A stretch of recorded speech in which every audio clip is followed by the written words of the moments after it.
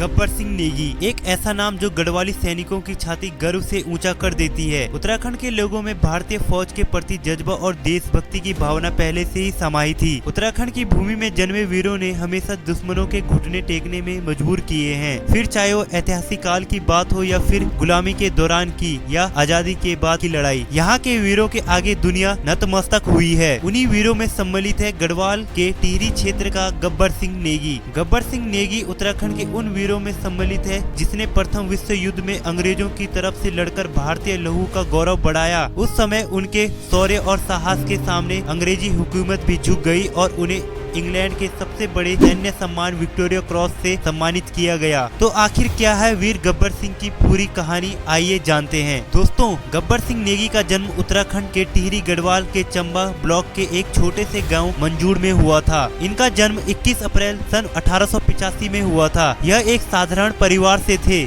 जिस समय वे अंग्रेजी सेना में भर्ती हुए उस समय टिहरी गढ़वाल पर पंवार वंश के शासक टिहरी रियासत के रूप में शासन किया करते थे। हालांकि उस वक्त टिहरी रियासत उत्तराखंड के समस्त गढ़वाल व कुमाऊं को छोड़कर अंग्रेजी हुकूमत में अलग था, परंतु फिर भी टिहरी के शासक अंग्रेजी शासक के अधीन ही थे। जब प्रथम विश्व युद्ध छिड़ा और जर्मनी ने इंग्लैंड पर आक्रमण किया तो उस वक्त इंग्लैंड की हालत पूरी तरह से खराब हो चुकी थी। यही वजह है कि अंग्रेजों ने अपनी स्थिति सुधारने व इस युद्ध को अपने देश के नागरिकों को बचाने के लिए समस्त देशों से जो ब्रिटिश सत्ता के अधीन थे वहां के लोगों को इस युद्ध में झोंकने का काम किया। भारत भी अंग्रेजी हुकूमत के उस कुशासन से बच नहीं सका और भारत के कई वीर लड़ाकों ने प्रथम विश्व युद्ध में जून की लड़ाई कभी थी ही नहीं उसमें हिस्सा लिया। उन्हीं वीर लड़ाकों में उत्तराखंड का यह वीर सपूत गब्बर सिंह नेगी भी था। गब्बर सिंह नेगी वर्ष 1913 में मात्र 18 वर्ष की उम्र में 2nd गढ़वाल राइफल में भर्ती हो गए। भर्ती होने के बाद उन्हें फिर अंग्रेजी हुकूमत द्वारा यूरोप की उस भीषण युद्ध में झोंक दिया गया। प्रथम विश्व युद्ध में गब्बर सिंह की शौर्य गाथा प्रथम विश्व युद्ध के दौरान संपूर्ण यूरोप युद्ध की विभीषिका से ग्रस्त था। अंग्रेजी साम्राज्य को जर्मनी ने पूरी तरह से झंझोर दिया था। अंग्रेजों के पास इतनी गहरी पलटन नहीं थी जिससे वो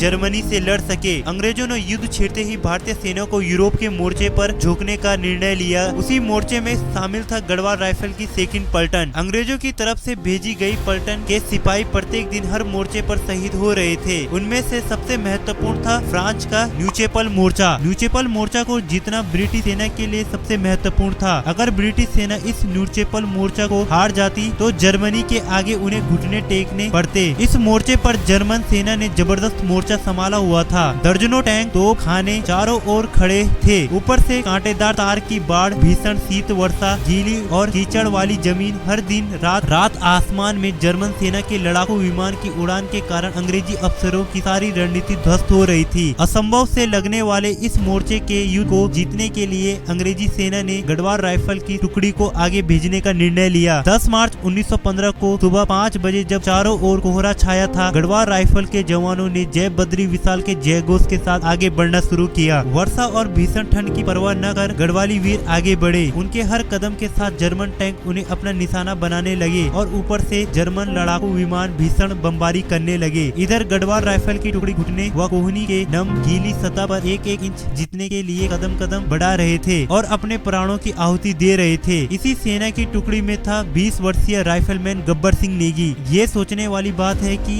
एक 20 वर्षीय नौजवान जो अभी जिंदगी की सीढ़ी पर कदम रख रहा था, वह प्रथम विश्व युद्ध की इस भीषण आग में जिंदगी और मौत के बीच संघर्ष करता हुआ नजर आ रहा था और अपना बलिदान को ध्येय बांध चुका था। मोर्चे पर दोनों ही सैनिक एक दूसरे के निकट आ गई थी कि राइफल से गोली चलना असंभव था, तो युद्ध गुथम गुथा की लड़ाई में बदल गया। गढ़वाली वीर अपनी खुंखरी से मार करने लगे और जय बद्री विशाल के जय घोष के साथ जर्मन सैनिकों के लहू से जमीन लाल रंग से रंगते गए। गब्बर सिंह दर्जन भर जर्मन सैनिकों को मार चुका था और रेंगते हुए लाशों के बीच आगे बढ़ रहा था। इधर जर्मन सैनिकों ने ब्रेन गन से गोलियां बरसाना शुरू कर दिया। ब्रेन गन की अंधाधुंध चलती गोलियों से भारतीय सैनिकों का जीवित बच पाना असंभव था। ब्रेन गन का मुंह बंद न किया जाता तो कई गढ़वाली सैनिकों को क्षति हो जाती। उसी समय इस 20 वर्षीय नौजवान गब्बर सिंह नेगी ब्रेनगन की तरफ आगे बढ़ा। लाशों के बीच से कोहनी के बल बढ़ते हुए ब्रेनगन के सामने जा पहुंचा और उस आग उगलने वाली गन का रुख पलट कर जर्मन सैनिकों की ओर मोड़ दिया। ब्रेन गन का मुंह जर्मन सैनिकों की ओर मोड़ने पर जर्मन सैनिक अधिकारी व कई दर्जन घायल हो गए। इस भीषण क्षति के कारण दुश्मन सेना को आत्मसमर्पण करना पड़ा। न्यूसेफल के मोर्चे पर 350 जर्मन सैनिक तथा अफसरों को गिरफ्तार किया गया। भारी संख्या में टैंक, टॉप राइफल और गोला बारूद जब्त किए गए। गढ़वाली वीरों द्वारा इस मोर्चे को जीतने के बाद जय बद्री विशाल के जयघोष से फ्रांस का यह न्यूसेफल मोर्चा गूंजने लगा। अंग्रेजी सैनिक अफसरों द्वारा गढ़वाली वीरों की इस कामयाबी के बाद उन्हें रॉयल सम्मान से सम्मानित करने का निर्णय लिया गया। तभी से गढ़वाल राइफल का नाम बदलकर रॉयल गढ़वाल राइफल के नाम से कहलाने लगा। इस रॉयल सम्मान के बाद गढ़वाल राइफल के जवानों को भारतीय सेना में विशेष पहचान के रूप में दाहिने कंधे पर लटकती विशेष प्रकार की चमचमाती लाल रस्सी प्रदान की गई। यह लाल रस्सी आज भी उनकी बहादुरी और शौर्य का प्रतीक है। राइफलमैन गब्बर सिंह नेगी यूं तो न्यूसेफल के मोर्चे पर मजबूत शौर्य प्रदर्शन किया, परंतु वह इस विश्व युद्ध में शहीद हो गए। अंग्रेजी सैन्य अधिकारियों द्वारा राइफलमैन गब्बर सिंह के अदम्य शौर्य के कारण उन्हें अंग्रेजी सेना के सर्वोच्च सम्मान विक्टोरिया क्रॉस मरणोपरांत प्रदान किया गया। इस सम्मान को विश्व युद्ध की समाप्ति पर भारत के तत्कालीन वायसराय ने दिल्ली में संपत्र भय विजय समारोह में गब्बर सिंह की पत्नी को प्रदान किया। गब्बर सिंह की स्मृति में सन 1925 में टिहरी गढ़वाल जनपद के चंबा नगर में एक भय स्मारक बनाया गया, जिस पर प्रतिवर्ष 21 अप्रैल को मेला लगता है। यहाँ पर सैनिक कर्तव्यनिष्ठा और देश पर बलिदान होने की शपथ लेते हैं। गब्बर सिंह नेगी जैसे सैनिकों के अदम्य साहस गढ़वाल राइफल द्वारा शौर्य की पराकाष्ठा को देखते हुए जर्मनी का तानाशाही हिटलर भी अचंभित हुआ था। यही नहीं, विदेशी सैनिकों ने भी